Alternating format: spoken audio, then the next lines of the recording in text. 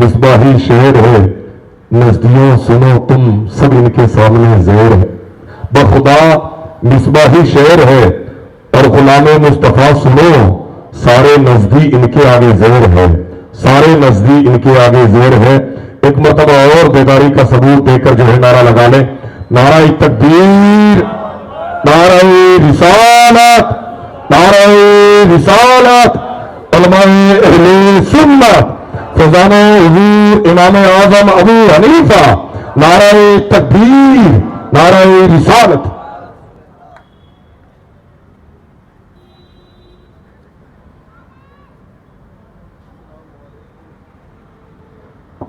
अस्सलामु अलैकुम रहमतुल्लाहि ताला व बरकातुहू। अल्हम्दुलिल्लाह, अल्हम्दुलिल्लाहिल अलील अल्लाम, वस्सलातु वस्सलामु अला सय्यदिल अंबियाइल किराम व अला आलिहि व अस्हाबिहि अल्लज़ीना हुम फ़ाज़ू बिद्दीनित ताम। अम्मा बाद, अऊज़ु बिल्लाहि मिनश शैतानिर रजीम, बिस्मिल्लाहिर रहमानिर रहीम। फलौला नफर मिन कुल्लि फ़िरक़तिन मिनहुम ताइफ़तुन लियतफ़क़्क़हू फ़िद्दीन वलियुनज़िरू क़ौमहुम इज़ा रजऊ इलैहिम। सदक़ल्लाहुल अज़ीम व सदक़ रसूलुहुन नबियुल अमीनुल करीम व नहनु अला ज़ालिका लमिनश शाहिदीन वश्शाकिरीन वल्हम्दुलिल्लाहि रब्बिल आलमीन। बरगाह रिसालत माब सल्लल्लाहु अलैहि वसल्लम में दरूद पाक की नजरें पेश कर ले। अल्लाहुम्मा सल्ली अला सय्यिदिना मौलाना मुहम्मदिन मादिनिल जूद वल करम व अला आलिहिल किराम बारिक वसल्लिम। सलातु व सलामुन अलैका या रसूल अल्लाह। अल्लाह की सरताबा कदम शान है ये, अल्लाह की सरताबा कदम शान है ये, इंसान है इंसान व इंसान है ये। कुरान तो ईमान बताता है इन्हें, ईमान ये कहता है मेरी जान है ये। हजरात गिरामी, सबसे पहले मैं आप सभी लोगों को मुबारकबाद पेश करूंगा कि आप इमाम आज़म अबू हनीफा रज़ी अल्लाह ताला अन्हु की याद में इस वक्त बैठे हैं। और दूसरी मुबारकबाद ये देना चाहूँगा कि अल्लाह करीम ने आप पर आज फजलो एहसान फरमाया, करम फरमाया कि आपको इसके लिए आमादा कर दिया कि दीन के नाम पर, मज़हब के नाम पर, अल्लाह के नाम पर, रसूल के नाम पर और रसूल के महबूब इमाम आज़म के नाम पर आपने अपने आप को इस जगह पे रोक रखा है।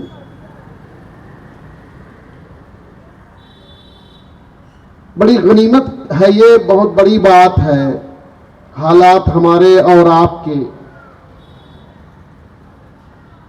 कैसे हैं? दीन से बेरग़बती, दीन से दूरी बड़ी तेजी से आम होती जा रही है।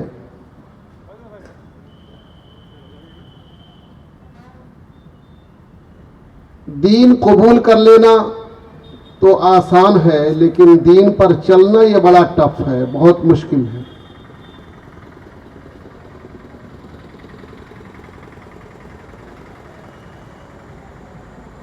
आप इस सरजमीन पर जिंदगी गुजार रहे हैं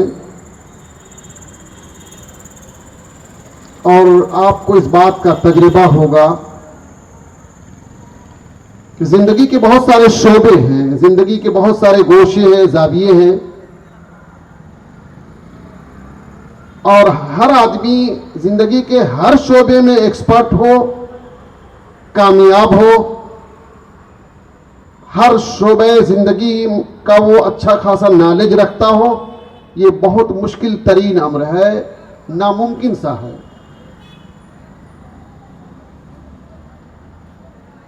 हमारी और आपकी जिंदगी गुजर रही है, तिजारत है, ज़राअत है,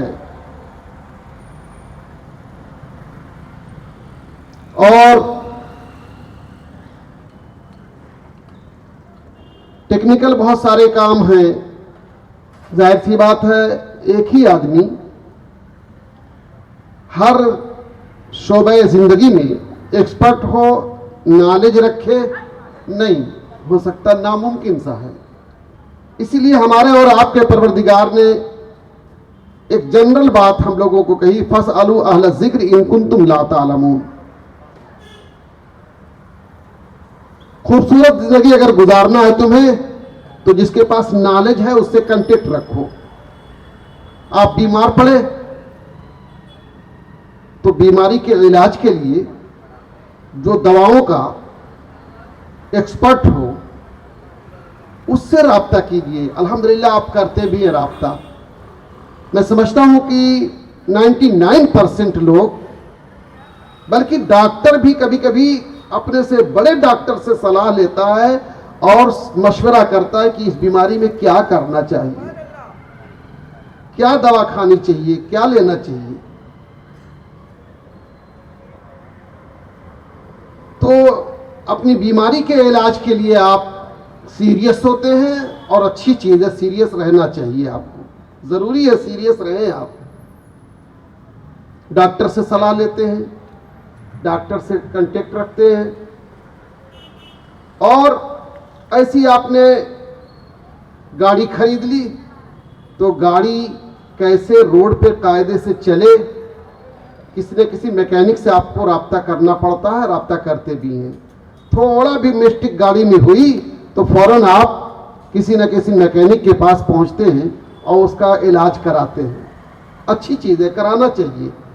बिल्कुल यही ज़िंदगी गुजारने का सलीका है, यही तरीका है कि आप खुद ना रिंच लेकर के और सामान लेकर के शुरू कर देंगे आप, उसका कुछ हो जाएगा, डिस्टर्ब हो जाएंगे आप, गाड़ी बेकार हो सकती है आपकी।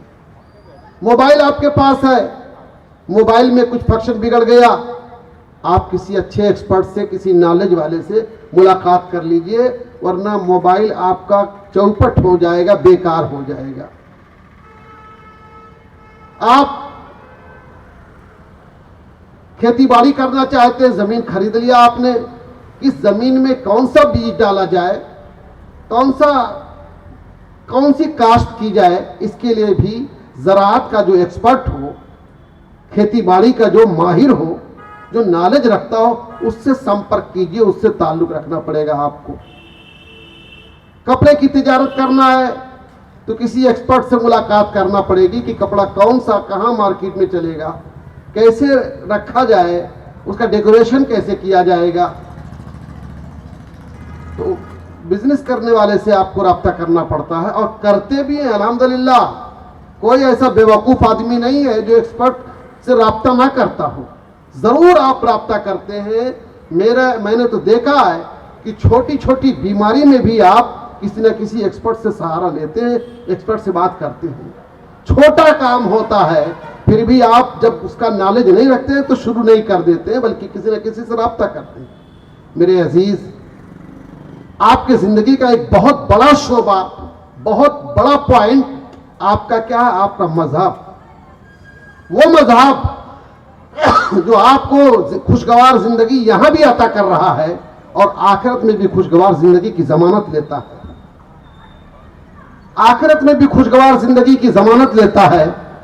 उसमें हम लोग, मेरा जो तजुर्बा है, बिल्कुल सीरियस नहीं है, बिल्कुल सीरियस नहीं है, बल्कि यूं कहिए कि बीमारी के इलाज के लिए आप फीस भी देने के लिए तैयार हो जाते हैं, पैसा देने के लिए तैयार हो जाते हैं।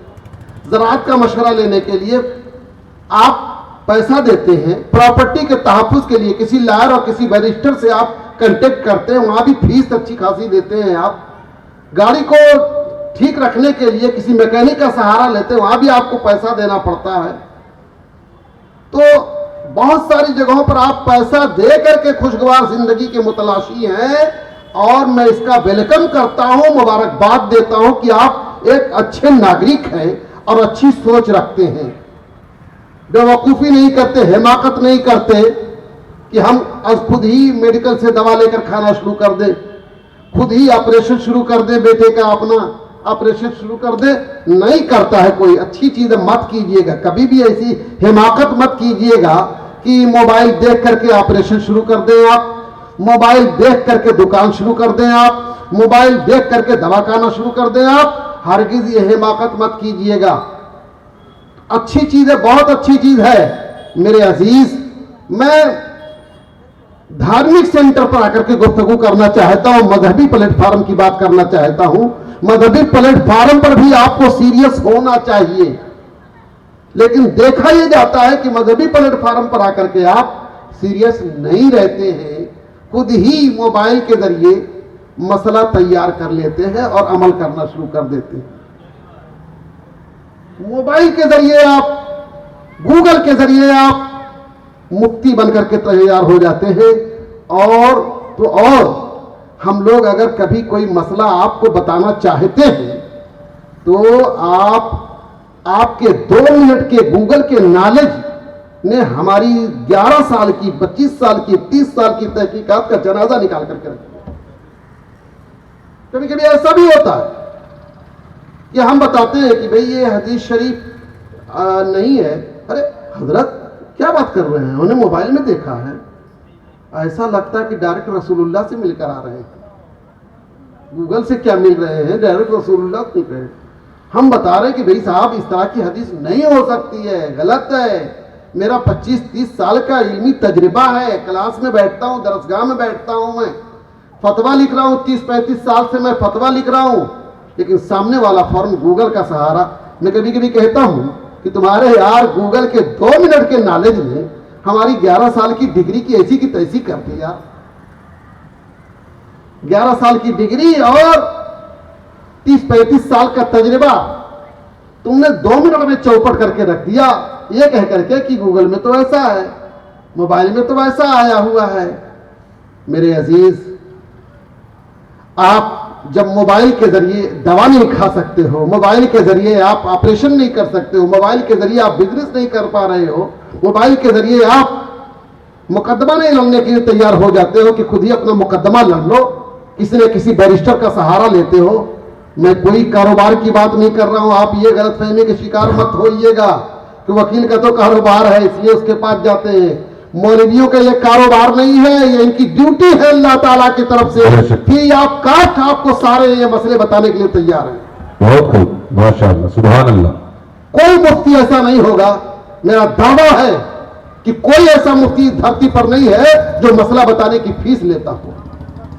बहुत खूब, माशाअल्लाह। कोई माई का लाल नहीं साबित कर सकता कि फला मुफ्ती मसला बताने के लिए हमसे फीस मांगता है। लायर फीस मांगेगा, डॉक्टर फीस मांगेंगे, मैकेनिक फीस मांगेगा, ये सब लोग फीस मांगेंगे, पैसे मांगेंगे आपसे। पहले पैसा रखिए फिर आप डिस्कस करिएगा, पहले पैसा रखिए फिर दवा लिखी जाएगी, पहले पैसा रखिए फिर गाड़ी पे हाथ लगेगा, फिर गाड़ी पर ये रिंच लगेगा, पहले पैसा रखिए। लेकिन अल्हम्दुलिल्लाह आज भी ये नायबान मुस्तफ़ा सल्लल्लाहु अलैहि वसल्लम तशरीफ फरमा है, इनमें से कोई भी आपसे हरगिज़ पैसा नहीं मांगेगा, बल्कि आपको चाय भी पिलाने के लिए तैयार होता है। सुभान अल्लाह। अक्सर मुफ्तियाने किराम को, अक्सर उलमाए किराम को देखा है मैंने, वो आपकी ज़ियाफत के लिए भी तैयार होते हैं, बहुत खुश हो जाते हैं कि कम से कम आप मसला पूछ तो रहे हैं, आप मसला जानने की कोशिश तो कर रहे हैं। लेकिन दुख उस वक्त होता है जब उलमाए किराम मसला आपको बताते हैं और आप अपने गूगल का नॉलेज पेश कर देते हैं, अपने मोबाइल का नॉलेज पेश कर देते हैं, दुख उस वक्त होता है। ये कहते हैं 3 तलाक दोगे तो 3 पड़ेगी, और आप कहते हो मुफ्ती साहब हमने तो गूगल में पढ़ा है कि 3 तलाक देते रहो 1 ही पड़ेगी। अरे हो सकता है कभी ये भी आ जाएगा मोबाइल की स्क्रीन पर कि तलाक पढ़बे नहीं करेगी।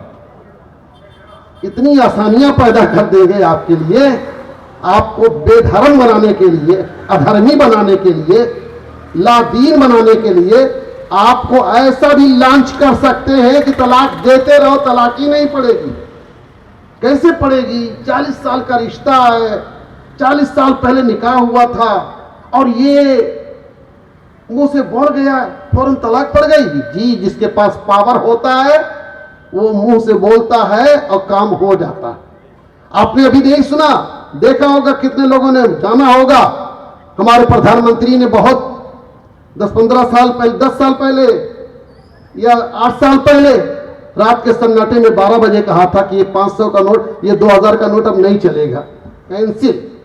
तो रद्दी का कागज बन गया। वो पावर था उनके पास, उन्होंने कैंसिल कर दिया। ऐसी मर्दों के पास पावर होता है, इस पावर को जब वो यूज करेगा तो तलाक पड़ेगी भाई साहब। और ये कितनी बड़ी हिमाकत की बात की जाती है कि 2 3 और पढ़े 1, ये पता नहीं कौन सी मंतिक है और कौन सा ये मैथमेटिक है, मेरी समझ में नहीं आया। ऐसा मैथमेटिक किस किताब में है, कहां ऐसी मैथमेटिक है, ये मैथ कहां से पढ़ लिया लोगों ने कि मारो 3 तमाचा 1 ही लगेगा, वो 2-3 लाख रुपया कर्ज 1 ही लाख माना जाएगा, 2-3 तलाक 1 ही तलाक मानी जाएगी। अजीब पागलपन है ये, और क्या कहा जाए, ये पागलपन ही तो है। क्या जबान से बोल रहे हो तुमको तलाक दिया, तुमको तलाक दिया, तुमको तलाक दिया 3 मरतबा। और ये आज का कोई मुफ्ती, गूगल का मुफ्ती, मोबाइल का मुफ्ती कह रहा कि हाँ 3 मरतबा बोला है लेकिन वो पड़ेगी ये। यार 3 गाली दे तो 3 गाली मानी जाएगी, 3 लाख रुपया कर्जा तो 3 लाख माना जाएगा, 3 झापड़ मारो किसी को, 3 तमाचा मारो तो 3 माना जाएगा। ये तलाक हमें और आपको बेधर्म बनाने के लिए, हमारी इस्लामियात का स्पिरिचुअल पावर सॉल्व करने के लिए, डैमेज करने के लिए सब काम हो रहा है। मेरे अजीज, मैं ये बताना चाह रहा था कि आप सभी हजरात, मैं एक पैगाम देना चाहता हूं आप लोगों को कि मोबाइल आप यूज करें, जरूर यूज करें। मोबाइल जायज है, इस्तेमाल करना बिल्कुल जायज है, लेकिन प्लीज मोबाइल के जरिए दीन सीखना मत शुरू कर दीजिएगा। आप मोबाइल के जरिए दीन सीखना मत शुरू कर दीजिएगा, बल्कि मोबाइल दीन सीखना है तो इनकी बारगाहों में आया कीजिए, इनसे कांटेक्ट रखिए, इनसे ताल्लुक रखिए। मेरे पीर मुर्शिद आजम हजरत सैयदी मुस्तफ़ा हैदर हसन मारा रबी रदी अल्लाह तआला अन्हो अक्सर व बेशतर कहा करते थे कि जिंदगी खूबसूरत गुजारने के लिए 3 चीजों का इंतखाब कर लेना चाहिए। प्रॉपर्टी के तहफ्फुज़ के लिए, जायदाद की हिफाजत के लिए किसी अच्छे लॉयर, अच्छे बैरिस्टर का इंतखाब कर लेना चाहिए। प्रॉपर्टी और जायदाद के तहफ्फुज़ के लिए, खेती बाड़ी दुकान के तहफ्फुज़ के लिए किसी एक अच्छे वकील, लॉयर का इंतखाब कर लेना चाहिए। और अपनी बॉडी के तहफ्फुज़ के लिए, अपनी बॉडी के तहफ्फुज़ के लिए, इसकी सेफ्टी के लिए एक अच्छे डॉक्टर, एक अच्छे हकीम का इंतखाब कर लेना चाहिए। और ईमान व अकीदा और अमल की हिफाजत के लिए एक अच्छे मुफ्ती का इंतखाब कर लेना। एक अच्छे मुफ्ती, झोला छाप मुफ्ती नहीं, एक अच्छे मुफ्ती का भी इंतखाब कर लेना चाहिए। और अपने मसाइल में, अपने ईमान व अकीदा के मसाइल में, अपने अमल के मसाइल में फौरन उससे रब्ता किया कीजिए। मोबाइल पर क्लिक मत कीजिए, मोबाइल पर तो न जाने क्या क्या आ जाएगा। अब तो इतना फेक न्यूज आती है कि किसी खबर पर एतमाद ही नहीं हो पाता। नीचे लिख देता है थोड़ा सा, वो भी बहुत कम लिखते हैं कहीं कहीं कि फेक न्यूज, वरना पता नहीं क्या क्या बनाते रहते हैं। 80-85% खबरें जो रहती हैं मैं समझता हूं फेक न्यूज होती हैं। ऐसी फेक मसाइल भी आ रहे हैं, फेक दीनी तहकीकात भी आ रही है, फेक दीनी तहकीकात। खुदारा अपने दीन के तहफ्फुज़ के लिए, अपने ईमान व अकीदे के तहफ्फुज़ के लिए सीरियस हो जाइए। न समझोगे तो मिट जाओगे हिंदी मुसलमानों, तुम्हारी दास्तां तक ना होगी दास्तानों में। ईमान व अकीदा बहुत अहम चीज है, इसके बाद नंबर आता है अमल का। हम लोग ईमान व अकीदा में भी बिल्कुल सीरियस नहीं है। कुछ लोग जाहिरी अमल देख करके उनके पीछे दौड़ने लगते हैं। जाहिरी अमल देखकर, याद रखिए हमारी बॉडी देख लीजिए आप, इसमें 2 चीजें हैं। एक चीज ऐसी है जो आपने कभी नहीं देखा होगा, अपनी बॉडी में भी, मेरी बॉडी में भी, यहां जो बैठे इनकी बॉडी में भी। एक चीज ऐसी है जो कभी भी किसी ने देखा नहीं होगा, लेकिन वही सब कुछ है। और एक चीज है जो दिखती है, सब देखते हैं, हमारा हाथ दिखता है, हमारा कान दिखता है, हमारा चेहरा दिखता है, हमारा पांव दिखता है, हमारी पीठ दिखती है, हमारा पेट दिखता है, ये सब दिखता है, लेकिन इसकी कोई हैसियत नहीं है। Nothing, 0 point. अगर वो ना हो जो कभी दिखता नहीं, वो है क्या? वो है रूह। क्या कभी आपने अपनी रूह को देखा है? अगर किसी ने देखा है अपनी रूह को तो हाथ उठाए भाई, उससे मुलाकात करना चाहूंगा। किसी ने भी अपनी रूह को नहीं देखा होगा। पता क्या चला? जो चीज नहीं दिखती है यही सबसे अहम है, यही सबसे इंपोर्टेंट है। अगर रूह ना हो, चेहरे का हुस्न जमाल बेकार, पांव का हुस्न जमाल बेकार, चेहरे का हुस्न जमाल बेकार, आंख का हुस्न जमाल बेकार, कान का हुस्न जमाल बेकार, सब बेकार। शादी तय हो गई खूबसूरत लड़की से, चेहरा देख करके आपने शादी किया था, उसका बाल देख करके आपने शादी किया था, उसका पांव देख करके आपने शादी किया था, उसका कद देख करके आपने शादी तय किया था, लेकिन अचानक आपको खबर मिली कि उसकी रूह निकल गई है। फौरन आप रिश्ता कट, जाहिर सी बात है उसके साथ रिश्ता कौन करेगा? कहा जाएगा कि अरे भाई चेहरा देखकर किया था, करो ना, चेहरा तो मौजूद है, आंख तो मौजूद है, सर मौजूद है, बाल मौजूद है, हाथ मौजूद है, सब मौजूद है। कहेगा कि सब मौजूद है, लेकिन वो मौजूद नहीं है जिसकी बुनियाद पर हाथ का हुस्न हुस्न माना जाता था, चेहरे का जमाल जमाल माना जाता था, रूह नहीं है। तो जो चीज नहीं दिखती है, यही सबसे अहम है, और जो चीज दिखती है उसकी कोई खास पोजीशन नहीं होती है। ऐसी आपको मैं तकरीब ज़हन के लिए, आपकी तफहीम के लिए मैं बताना चाहूंगा। ऐसी हमारे इस्लाम में जब आपने इस्लाम कबूल किया तो 2 चीजें आपको मिलती हैं, एक है अकीदा और एक है अमल। अकीदा और अमल ये मिलता है, लेकिन क्या है कि अमल दिखता है। नमाज पढ़ेंगे दिखाई देगा, हज करेंगे आपको नजर आएगा, ज़कात देंगे ये देखेगा कोई ना कोई, सदका देंगे ये देखेगा कोई ना कोई। तो सारे अमल दिखते हैं, लेकिन अकीदा आज तक किसी का आपने देखा नहीं होगा। देखने वाली चीज ही नहीं है, लेकिन वही सब कुछ है। अगर अकीदा ही नहीं है तो आपकी नमाज का हुस्न बेकार, आपके रोजे का जमाल बेकार, आपके हज का जमाल बेकार, आपके सदकात का जमाल बेकार। पता क्या चला? अकीदा ही सब कुछ है। व्हाट इज द अकीदा? क्या है अकीदा? इस्लाम में अकीदा है क्या? इस्लाम में अकीदा यह है कि अल्लाह मौजूद है, अल्लाह एक है। ये बुनियादी अकीदा, अल्लाह मौजूद है, अल्लाह एक है। नजर आए कि ना नजर आए, हम सब लोगों को 100% नहीं, और भी जितना परसेंट बढ़ा सको आप, ये मानना होगा। अगर आप मुसलमान बनकर रहना चाहते हैं और रहना चाहेंगे आप, क्या अल्लाह मौजूद है, अल्लाह एक है, मौजूद है और अल्लाह एक है, ये कभी आपने देखा नहीं होगा। और कौन देखेगा अल्लाह को?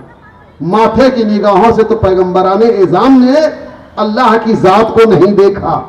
अल्लाह की जात को माथे की निगाहों से अगर किसी ने देखा है तो वो सिर्फ और सिर्फ मोहम्मद अरबी सल्लल्लाहु अलैहि वसल्लम। और हम लोगों का हाल क्या है? बस एक देखने वाले का कहा मान लिया है। हे परवरदिगार, बिन देखे हमने तुझे खुदा मान लिया, बिन देखे हमने तुझे खुदा मान लिया है। तो परवरदिगार को हम लोग मान रहे हैं, मौजूद है परवरदिगार, एक है। और सिद्दीक़ अकबर ने माना, फारूक आज़म ने माना, उस्मान गनी ने माना, मौला अली ने माना, सारे सहाबा ने माना। अल्हम्दुलिल्लाह रब्बिल आलमीन, हम भी माने जा रहे हैं और यकीन है कि अल्लाह मौजूद है। अल्लाह मौजूद है, एक बहुत बड़ी ताकत है। ला हौला वला कुव्वता इल्ला बिल्लाह।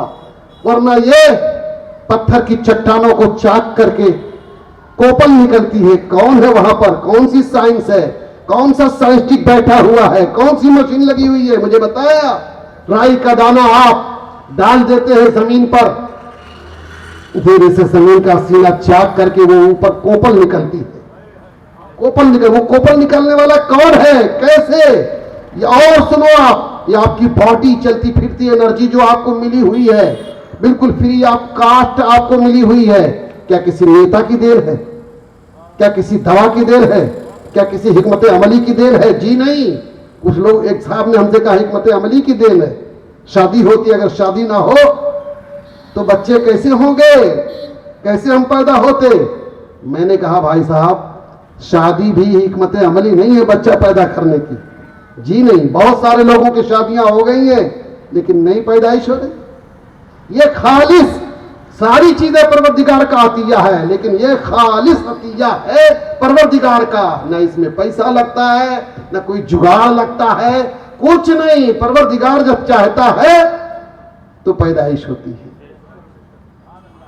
न दवाएं, कभी कभी दवाएं काम नहीं करती, डॉक्टर सब फेल हो जाते हैं, सब फेल हो जाते हैं। ये परवरदिगार की अता है। बड़े बड़े पैसे वाले, बड़े बड़े डॉक्टर, बड़े बड़े हकीम, बड़े बड़े नेताओं को मैंने देखा है, औलाद नहीं है, लेकिन फुटपाथ पर बसने वाले इंसानों को देखो तो नंबर लगा हुआ है, नंबर लगा हुआ है, पैदाइश होती है। तो ये मेरे परवरदिगार का खालिस अतिया है। इस तरीके से आप ये सारे फ्रूट देख रहे हैं, आप कैसे कैसे फल, हरे हरे पौधे होते हैं, उसमें पीले पीले फल निकलते हैं। ये कौन अता करने वाला है?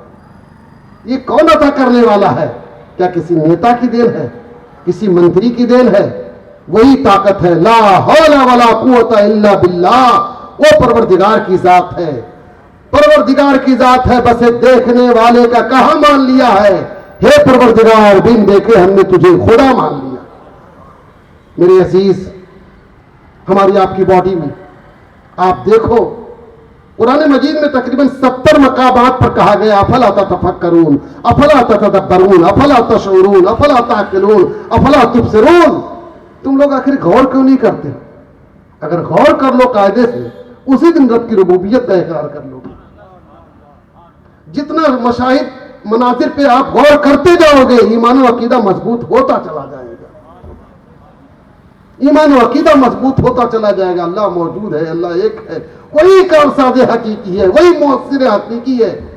और हम अपने अहले सुन्नत वल जमात का अकीदा बताना चाहेंगे आपको कि हमारा अकीदा यही है कि अल्लाह मौजूद है, अल्लाह एक है, और वही सारी चीजों में मुअस्सिर हकीकी है।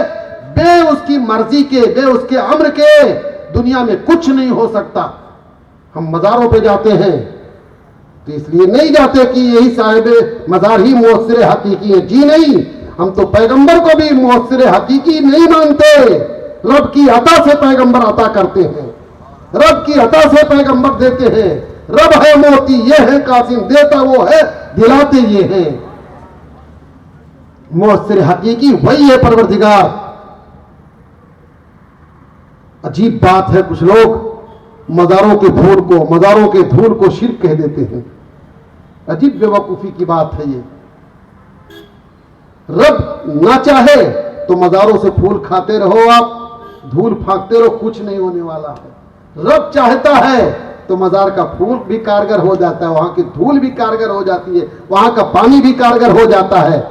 जैसे डॉक्टर के यहां से आप सिरप लाते हैं, इंजेक्शन लेते हैं, आप कैप्सूल खाते हैं, आप टैबलेट खाते हैं आप, लेकिन जब तक परवरदिगार नहीं चाहता, टैबलेट पे टैबलेट खाते रहो, इंजेक्शन पे इंजेक्शन लेते रहो, कुछ नहीं होने वाला है। और रब चाह लेता है जब, तो इंजेक्शन भी काम करता है, टैबलेट भी काम करता है, कैप्सूल भी काम करता है। तो अगर वहां शिर्क नहीं है तो यहां भी शिर्क नहीं। अगर तुम टैबलेट खा लेते हो, क्या टैबलेट को कोई मुअस्सिर हकीकी मानता है? क्या उसको खुदा मानता है? ऐसी हम मज़ार पे जाते हैं लेकिन साहिब मज़ार को हम खुदा नहीं मानते, साहिब मज़ार को हम मुअस्सिर हकीकी नहीं मानते। रब का वसीला है ये, रब की बारगाह से लेने का वसीला है। फूल भी वसीला बनता है, जैसे टैबलेट वसीला बनता है, धूल भी वसीला बनती है, मज़ारों की धूल भी वसीला बनती है, जैसे डॉक्टर का टैबलेट, डॉक्टर का इंजेक्शन, डॉक्टर का कैप्सूल वसीला बनता है, वैसे ये भी। तो अगर वो शिर्क नहीं है तो इसे भी शिर्क नहीं कहना। आपको कुछ लोग समझाते होंगे ये तो शिर्क हो गया, मज़ार पे चले गए आप तावीज़ लेकर आ गए, आप वहां से पानी दम करवा लिया आपने, ये तो शिर्क है। अरे यार, जिस तरीके से टैबलेट और कैप्सूल और सिरप लेकर आते हो, वहां तो हम नहीं कह सकते कि वो नापाक है कि पाक है। लेकिन मज़ारों के फूल को तो 100% पाक कहा जाएगा। वहां पानी जो रखा है वह उसको तो पाक कहा जाएगा। कैप्सूल क्या है, सिरप कैसा है, इंजेक्शन कैसा है, मैं नहीं गारंटी ले सकता कि वो पाक भी होगा, हो सकता है नापाक हो, लेकिन इलाज के तौर पर इजाजत दी गई है और आप इस्तेमाल करते हैं। अगर वहां शिर्क नहीं है तो यहां भी शिर्क नहीं।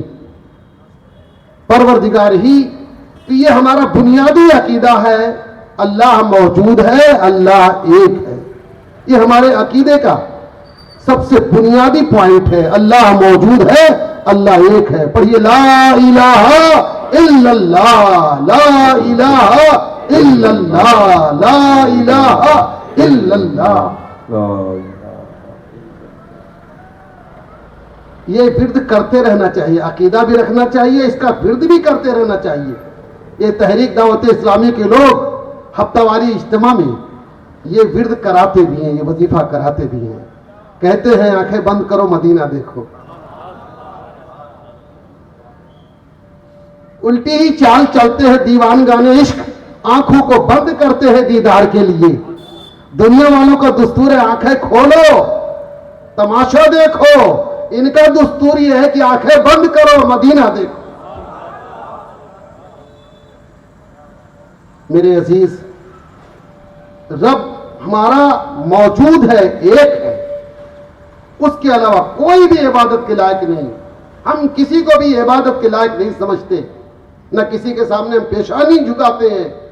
अगर हमारा कोई बंदा, हमारे फील्ड का कोई इंसान कहीं पे जाके सर झुकाता है, टेकता है, तो हम सख्ती से उसका खंडन करते, उसको मना करते हैं, सख्ती से मना करते हैं। तो रब, ये हमारे अकीदे का अहम पॉइंट है। खुदा मौजूद है और वो एक है।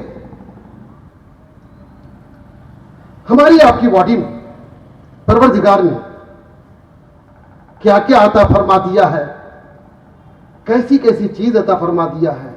आप आंख की दौलत देखो, आप जबान की दौलत देखो, और आप अपनी बॉडी में ये चलती फिरती एनर्जी है, इसे आप देखो। ये परवरदिगार का खालिस सतिया, परवरदिगार का खालिस करम कहा जाएगा। ये हमारे परवरदिगार ने अता फरमाया। और कितना सिस्टमेटिकल अल्लाह ताला ने हमको अता फरमा दिया है, कितना सिस्टमेटिक। कभी कभी आप सोचिए, गौर कीजिए, आपके परवरदिगार ने आपको ये चलती फिरती जो मशीन अता फरमाया है, वो भी बिल्कुल फ्री, आप काश अता फरमाया है। कितना बड़ा करम है उसका। आप देखो कितना बड़ा करम है कि आपको ये चलती फिरती जिंदगी अता हुई है। इस पर भी आप अगर अल्लाह का शुक्र अदा करने के लिए नहीं तैयार हो रहे हैं, तो ये आपकी बहुत बड़ी महरूमी है, बहुत बड़ी महरूमी। हमारी बॉडी में अल्लाह ने क्या क्या रखा है, हिकमत, सारी चीजें हिकमत की है। हमारा ये कान, ये भी हिकमत पर मबनी है। हमारी जबान हिकमत के साथ रखी गई, सब कुछ हिकमत के साथ है। आप देखो, खाने पीने की चीज हम आकर खाते हैं तो सबसे पहले हमारी आंख खुलती है, क्या है, कलर कैसा है। अल्लाह ने बीनाई दी है तो उसको यूज करो, कैसा कलर है। आंख जजमेंट ले लेती है, कलर अच्छा है, लेकिन जैसे ही आगे लेकर बढ़े आप खाने के लिए, नाक फौरन अलर्ट हो जाती है कि नहीं, ये खाने के लायक चीज नहीं है, सड़ गई है, बदबू आ रही है इसमें, फेंको।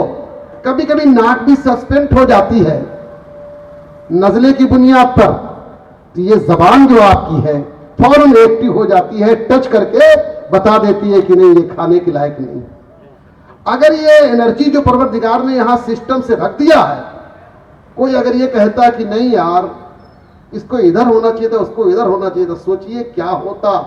अगर नाक पीछे होती, आंख नीचे होती, तो सामान कोई खाना होता तो पहले आंख को दिखाते, फिर नाक को लाके सुखाते, फिर लाके यहां खाते, कितनी परेशानी होती, बहुत परेशानी हो जाती। अगर नाक यहां पीछे होती और आंख नीचे होती, पांव के पास आंख होती, कोई चीज खाना होती, बड़ी मुसीबत होती। पहले ले जाके आंख को दिखाते, फिर नाक को सुखाते, फिर ला करके यहां खाते।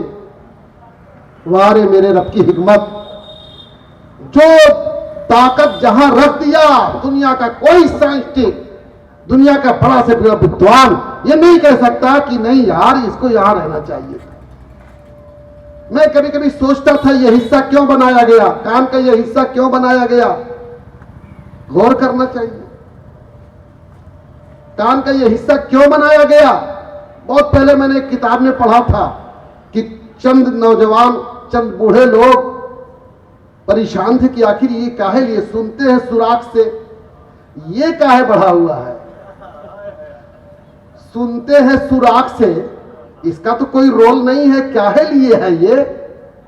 तो चंद बूढ़े पहुंच गए पढ़े लिखे आदमी काजी के पास,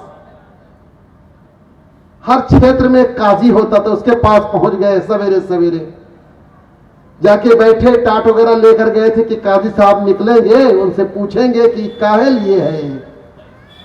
अगर कहते हैं सुनने के लिए तो जवाब देंगे नहीं, सुनते हैं सुराख से, इससे कहां कुछ करते हैं। बैठे थे तो जब दरबार लगना शुरू हुआ, सबसे पहले मुंशी निकला, मुंशी को देखते ही ये सब उठे और चलने लगे, जाने लगे। मुंशी ने पूछा भाई साहब बैठिए, भी काजी साहब आने वाले हैं, कहे भाग रहे हैं आप लोग? कहा हो गया काम, जिसलिए आए थे जवाब मिल गया। कहा क्या? कहा आए थे पूछने के लिए अल्लाह ताला ने ये क्यों बनाया है। तो अरे पूछिएगा भी आएंगे ना, कब पता चल गया ना, ये कलम रखने के लिए, आप कलम रखने के लिए चल दिए वापस। तक मैंने भी एक हिकमत निकाली, मैं भी गौर करता रहता हूं। मैंने कहा नहीं, ये अल्लाह को खूब मालूम है कि कोरोना काल आएगा, मास्क लगाने की जरूरत पड़ेगी सब लोगों को, औरतों को निकाब लगाना होगा, तो अगर काम ना होगा तो ये मास्क कैसे लगता। तो हर चीज में अल्लाह की हिकमत है, हमें और आपको गौर करना है। ये कीड़े मकोड़े बरसात में कितने पैदा हो जाते हैं, हम लोग सोचते हैं या अल्लाह ये काहे लिए हैं, डिस्टर्ब करते, नहीं, वो भी काम के हैं, हमें और आपको पता नहीं है। अरे अच्छी अच्छी बीमारियों की दवा होगी, वो हजरत इंसान की सुविधा के लिए पैदा किए गए हैं। हम हजरत इंसान रिसर्च ही नहीं कर रहे हैं। कुरान ने तो कहा कि रिसर्च करो, अफला ततफक्करून, अफला ततदब्बरून, अफला तशऊरून, अफला ताक़िलून, रिसर्च करो, लेकिन हम लोग रिसर्च ही नहीं कर रहे हैं। तो मेरे अजीज, कोई भी चीज बेकार नहीं पैदा की गई है। अल्लाह ताला ने जो भी पैदा फरमाया सब में कोई ना कोई काम है। सांप पैदा किया गया, सांप का भी एक काम है। बिच्छू पैदा किया गया, बिच्छू का भी काम है। हर चीज में मनफात है, फायदा है, और सारा फायदा जानते हैं किसके लिए है? आपके लिए, आप अशरफुल मखलूकात। तो मेरे अजीज, बुनियादी अकीदा हमारा क्या है? अल्लाह मौजूद है, अल्लाह एक। और दूसरे नंबर पर हमारा अकीदा क्या है? मोहम्मद अल्लाह के रसूल बरहक है और वो आखिरी पैगंबर है, अब उनके बाद कोई नबी आने वाला नहीं। ये दो अकीदा हमारा बुनियादी अकीदा है, इसको मजबूती से पकड़ लेना है। और तीसरे नंबर पर यह है, अल्लाह को मानो, मौजूद एक मानो, उसकी शान के एतबार से।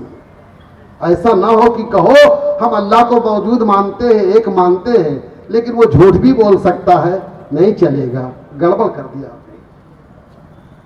रसूलुल्लाह को मानो आप, जो रसूलुल्लाह की शान है, ये नहीं कि उनको दीवार पीछे की भी खबर नहीं थी। हम मानते तो हैं मोहम्मद को पैगंबर, लेकिन ये मानते हैं कि उनको दीवार पीछे की भी खबर नहीं थी। ये आपने मोहम्मद का अपमान कर दिया, ये मोहम्मद की बहुत बड़ी इंसल्ट है, पैगंबर की बहुत बड़ी तौहीन है ये। इसलिए पैगंबर को मानो आप, जो शान होती है पैगंबर की, उस शान का मानो। इसीलिए हमारे इमाम इश्क व मोहब्बत मुजद्दिद आजम आला हजरत फरमाते हैं कि मैं तो मालिक ही कहूंगा, मैं तो मालिक ही कहूंगा कि हो मालिक के हबीब, यानी महबूबो मुहिम में नहीं मेरा तेरा। और मालिक कौनैन है, गो पास कुछ रखते नहीं, मालिक कौनैन है, गो पास कुछ रखते नहीं, दो जहां की नेमतें उनके खाली हाथ। अज़ीज़ान गिरामी, कि हमारा बुनियादी अकीदा है मैं समझता हूं यह अकीदा हर महफिल में बयान करना चाहिए, हर जलसे में बयान करना चाहिए। मुसलमानों का जो बुनियादी अकीदा है इसको मजबूत करने की जरूरत है। और अकीदा बहुत बुनियादी चीज है, अकीदा ही तो जमीन है। नमाज उसका पिलर है, रोजा उसका पिलर है, ज़कात उसका पिलर है, हज उसका पिलर है। जमीन ही नहीं आपके पास है तो पिलर कहां खड़ा करोगे, पिलर कहां नस्ब करोगे। इसलिए जमीन को बहुत मजबूत, और जमीन भी गीली नहीं होनी चाहिए, बहुत ठोस जमीन होना चाहिए, वरना पिलर नहीं टिकेगा। नमाज का पिलर आप लगाते रहोगे, टिकबे नहीं करेगा। कब? आपका जब अकीदा मुतज़लज़ल होगा, कच्चा होगा, कमजोर होगा। अकीदा बहुत मजबूत होना चाहिए।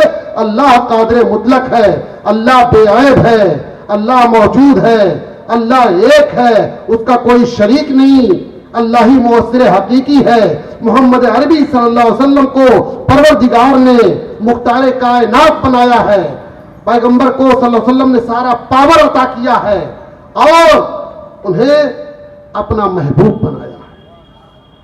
तो ये बुनियादी अकीदा हमारा हर महफिल में बयान होना चाहिए, और जहां भी कहीं आप जाएं ये अकीदा जरूर बता दिया करें। बच्चों को अपने रोजाना बैठ करके अकीदा जरूर बताइए आप।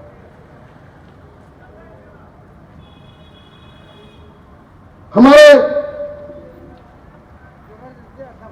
मैंने बताया कि मजहब आपको जो हम तक पहुंचा है, इसमें हमारे असलाफ का बहुत अहम किरदार रहा है, बहुत अहम रोल रहा है। हजरत इमाम आदम अबू हनीफा रदी अल्लाह तआला अन्हु, ये ताबई, कम अज कम 70 सहाबा किराम से बराह रास्त इनकी मुलाकात, 70 सहाबा किराम से बराह रास्त इनकी मुलाकात है। अहादीस करीमा इन्होंने अखज़ किया है, तकरीबन 4000 उलमा से अहादीस करीमा अखज़ किया है। आप इस्लामियात के बहुत बड़े एक्सपर्ट थे। देखिए, मैंने शुरू में कहा कि किसी न किसी हर फील्ड में किसी न किसी एक्सपर्ट को इंसान आंख बंद करके फॉलो करता है कि नहीं करता है। भाई, कुछ लोग कहते तकलीद नहीं करना चाहिए। तकलीद क्या है? आंख बंद करके किसी को फॉलो करना। जमीन का केस लड़ने जाना है आपको, वकील के पास जाएंगे तो जो दफा लगाएगा, वो जो लिखेगा, आंख बंद करके मानना पड़ता है कि नहीं मानना पड़ता है। डॉक्टर के पास जाते हैं आप, डॉक्टर आपको दवा लिखता है, दवा दे देता है, क्या वहां आप बहस करते हैं कि इससे पहले पेचिस में आपने रेड कलर का दिया था, अब की मर्तबा ये व्हाइट कलर का क्यों दे रहे हैं आप? क्या सर्जन के पास आप जाते हैं ऑपरेशन कराने के लिए तो आप उससे बहस करते हैं कि नहीं, आज इधर मत चीरिएगा, इधर चीर दीजिए, आप इधर ऑपरेट कर दीजिए आप? नहीं, समर्पण कर देते हैं आप जाकर के, आंख बंद करके सर्जन के अपने आप को हवाले कर देते। लो भाई, दिमाग को चेक करो, चाहे पेट चेक करो, मेरा जैसे चाहो ऑपरेट करो, हवाले कर देते हैं आप। तो हर जगह तो आप एक्सपर्ट को फॉलो करते हैं, एक्सपर्ट की तकलीद करते हैं। ऐसे ही मजहब में भी आपको किसी न किसी एक्सपर्ट को फॉलो करना होगा। तो ये इमाम आदम व हनीफा हमारे लिए मजहबियात के, इस्लामियात के बहुत बड़े एक्सपर्ट थे। हम लोगों ने उनको फॉलो कर लिया और अपने आप को हम हनफी कहलाते हैं। वो बहुत बड़े एक्सपर्ट, सुभान अल्लाह, बहुत बड़े एक्सपर्ट, बहुत बड़े एक्सपर्ट, बहुत बड़े मुत्तकी। हम जानते हैं कि वो फ्रॉड नहीं कर सकते, धोखा नहीं कर सकते। उनको बार बार चेक किया लोगों ने, चेक करने के बाद ये तय किया कि अपने मजहबियात में हम इनको फॉलो करेंगे। जाहिर सी बात है, जब आप उस फील्ड के माहिर नहीं हैं तो किसी न किसी को फॉलो करना पड़ेगा। करते ही हैं, अपने जिंदगी के तमाम शोबों में आप किसी न किसी एक्सपर्ट को फॉलो करते हैं। तो ऐसी मजहबियात में आपको इमाम आजम अबू हनीफा नुमान बिन साबित रदी अल्लाह तआला अन्हु को हम लोग फॉलो करते हैं और उनकी तकलीद करते हैं। अब उनके बताए हुए मुसल्लमात पर हम डिस्कस नहीं करते। क्यों? बार बार डिस्कस हो चुका है, बार बार डिस्कस हो चुका है, कहीं फॉल्ट नजर नहीं आया है, इसलिए उनको हम फॉलो करते हैं। ऐसे ही माजी करीब में हम फॉलो करते हैं किसको? इमाम इश्क मोहब्बत मुजद्दिद आदम आला हजरत रज़ी अल्लाह तआला अन्हु को फॉलो करते हैं। आला हजरत ने अगर लिख दिया तो हमारी आंखें बंद हो जाती हैं और हम कहते हैं कि जरूर उन्होंने अहादीस मुबारका और कुरानी आयात की रोशनी में लिखा होगा। इसलिए कि बार बार चेक किया गया, बार बार चेक किया गया, इसलिए आला हजरत को हम फॉलो करते हैं। और आला हजरत को फॉलो करते हैं, ये मुफ्तियान किराम भी है, ये जो भी जवाब आपको बताएंगे फतावा रज़विय्या से देखकर बताएंगे, बहार शरीयत से देखकर बताएंगे, आलमगीरी से देखकर बताएंगे, फतावा शामिया से देखकर बताएंगे। ये सारी किताबें इमाम आजम के बताए हुए मसाइल पर मुश्तमिल हैं और बार बार का तजर्बा हो चुका है कि कहीं फाल्ट नहीं मिलता है। इसलिए हम आंख बंद करके इमाम आजम की बताई हुई बातों पर अमल करते हैं और आला हजरत ने इमाम आजम की बताई हुई बातों ही पर सारे फतावा लिखा आपने और वही बातें हिदाया में, शामी में, बहरुर राइक में, बहार शरीयत में सब जगह आपको मिलेंगे। अल्हम्दुलिल्लाह रब्बिल आलमीन आपके इस शहर में इदारा शरइया भी कायम है और काजी भी मुंतखब कर दिए गए हैं। हजरत मौलाना गुफरान मिसबाही साहब मसाइल बताएंगे और आपको मैं पहले बता चुका हूं कि फीस नहीं लगती है मसला बताने की, किसी भी दारुल इफ्ता में मसला बताने की फीस नहीं लगती है। तो इमाम आज़म अबू हनीफा रज़ी अल्लाह तआला अन्हु को हम लोगों ने, हमारे उलमा ने, हमारे पेशवा उलमा ने उनको हर तरह से जांचा परखा और उसके बाद तय कर लिया कि हम इनकी तकलीद करेंगे। ये इमाम आज़म इतने बड़े मुखलिस दीन थे, इतने बड़े मुखलिस दीन थे कि आपको हैरत हो। रईसुल अतकिया थे आप, तकवा और फतवा दोनों पर आपका जबरदस्त अमल था। और आज जो भी उलमा नजर आ रहे हैं, मुफ्तियान किराम नजर आ रहे हैं, ये सब हजरत इमाम आज़म अबू हनीफा रज़ियल्लाहु तआला अन्हु के जिद्दोजहद और उनकी कोशिश का नतीजा। खुद उनके दरबार में आप कारोबार भी करते थे और दर्स भी देते थे और अपने कारोबार से जो पाते थे अपने तलामिजा पर खर्च भी करते थे। हजरत काजी इमाम अबू यूसुफ का नाम सुना होगा, ये आपके अव्वलीन शागिर्दों में है। फरमाते 30 साल तक मेरे घर वालों का खर्चा आप बर्दाश्त करते रहे। 30 सालों तक मेरे घर का पूरा खर्चा हजरत इमाम आज़म जो उस्ताद थे वो बर्दाश्त करते थे। है ऐसा कोई उस्ताद? नहीं मिलेगा ऐसा कोई उस्ताद जो अपने तिलमीज का खर्चा बर्दाश्त करे और ना नफका बर्दाश्त करे। ये हजरत इमाम आज़म अबू हनीफा की जात। काजी इमाम अबू यूसुफ फरमाते मुझे 30 साल तक मेरे घर वालों का वो खर्चा बर्दाश्त करते थे, देते थे। क्यों? मैं उनके पास सीखता था, फतवे लिखता था, फतवा बयान करता था, इसलिए मुझसे बहुत ज्यादा प्यार करते थे। ये काजी इमाम अबू यूसुफ का मामला ये, पढ़ते नहीं थे, गरीबी थी, वालिदा ने इनको मजदूरी पे लगा रखा था। वालिद साहब का पहले इंतकाल हो चुका था, वालिदा ने इनको मजदूरी पे लगा रखा था। किसी धोबी के यहां जाते, दिन भर कपड़ा धुलते और कुछ पैसे मिलते, शाम को ले जाकर के अपनी वालिदा के हाथ पे रखते, मजदूरी करते थे।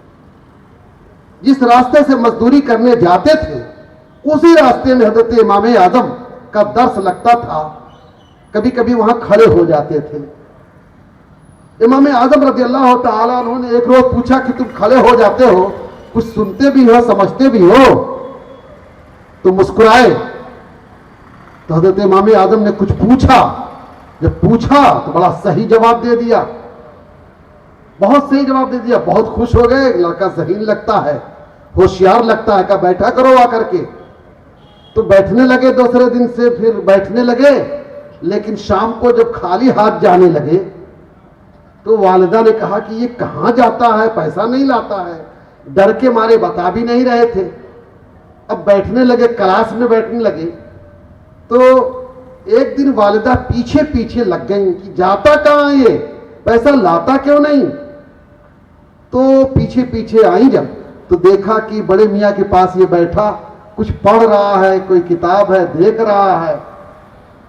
नाराज हो गई, जलाल में आई, तू यहां क्या करता है, किस लिए आता है यहां पर, चल उठ यहां से, चल जहां तुझे भेजती हूं मजदूरी के लिए वहां जाया कर। कान पकड़ के उठाना चाहा, उठे। हजरत इमाम आदम मुस्कुराते हुए फरमाते हैं, मेरी अम्मी जान कहां ले जा रहे हैं आप, कितना पाता है ये, जितना पाता है मैं उतना रोजाना आपको दे दिया करूंगा, जितना ये शाम को पाता है मैं रोजाना दे दिया करूंगा। और आप समझ नहीं रहे हैं, मैं तो ये देख रहा हूं कि तुम्हारा बेटा एक दिन बादशाह वक्त के साथ बैठकर नाश्ता करेगा। तो बुढ़िया हंसी और अरबी में कहा, हाजा शेखुन कद ज़हबा अक्लुहु, इस बूढ़े की अकल खसक गई है, मेरा बेटा बादशाह वक्त के साथ बैठ के नाश्ता करेगा, कहां की बात कर रहा है ये। हंसी और चली गई, बात आई गई, खत्म हो गई। एक दौर आया, खलीफा हारून रशीद को बगदाद में, इराक में कासिल कुज़ात मुंतखब करना था, chief justice of Baghdad Iraq, chief justice of Iraq मुंतखब करना था, चॉइस करना था। ऐलान हो गया तो नंबर 1 पर जो आए इंटरव्यू में वो काजी इमाम अबू यूसुफ थे। सुभान। इनको चीफ जस्टिस मुंतखब कर दिया गया। अब चीफ जस्टिस मुंतखब कर दिया गया, काम शुरू कर दिया इन्होंने, काजिल कुज़ात बन गए पूरे इराक के। और छोटे छोटे काजी बहुत रहे होंगे, कूफा में, बसरा में, यहां वहां, लेकिन ये काजिल कुज़ात चीफ जस्टिस ऑफ इराक बना दिए गए।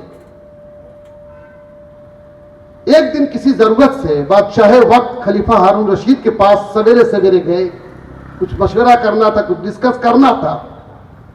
बादशाह वक्त नाश्ता करने के लिए बैठे थे तो बुला लिया, अंदर आ जाओ। गए तो कहा नाश्ता कर लीजिए। जब नाश्ता करने बैठे तो खा रहे हैं और अचानक आंखों से आंसू गिरने लगे। आंखों से आंसू गिरने लगे, फिर कुछ देर के बाद मुस्कुराने लगे। खलीफा हारून रशीद ने पूछा कि काजी इमाम अबू यूसुफ, आप कभी आंसू गिरा रहे हैं, कभी मुस्कुरा रहे हैं, बात क्या है। फरमाते हैं कि मुझे मेरे उस्ताद याद आ गए।